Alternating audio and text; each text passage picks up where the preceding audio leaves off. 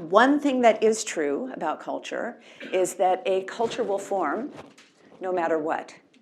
Anytime you get people meeting together on a regular basis where important things are at stake, like their job assignments, their status, norms will form.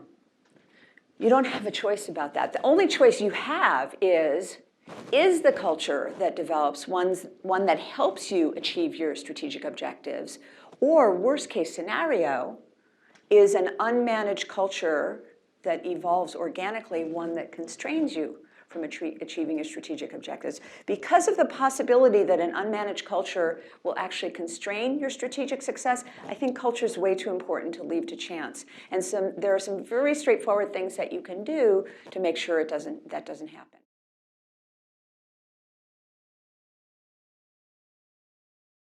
We are so influenced in our behavior by other people's expectations of us that we are willing and likely to alter our behavior. That is, to do something different in the presence of another person compared to what we would have done had we been alone.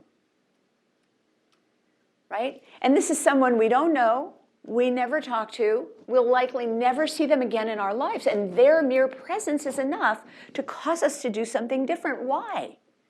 What's the cost of violating shared social norms? What's the cost? Right? At best, you're going to be embarrassed. And I've shown this one before, too, right? Gary Larson was on the science there, right? Right? At best, you're going to be embarrassed. At worst, if you violate a significant enough norm, the group is going to ostracize you, right? And we are interdependent beings, and this is not a good thing for us. So culture in organizations works on the same principle. There are no set of formal rules, policies, and procedures that will be as effective in helping people monitor their own behavior as knowing that others are paying attention.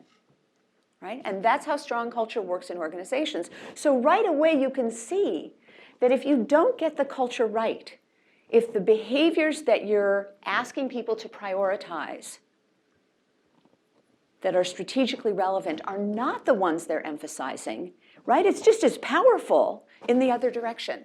And that's when strong culture can be really a problem, is when substantively the culture is not strategically relevant.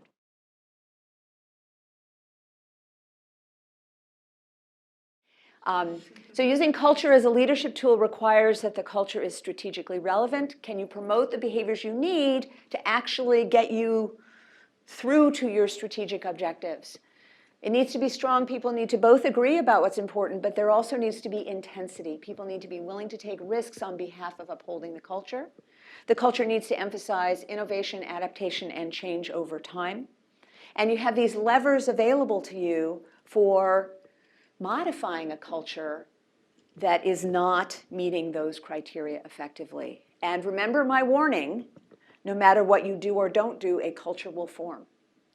The risk of not paying attention to culture is that it's going to get in your way, and that's a problem.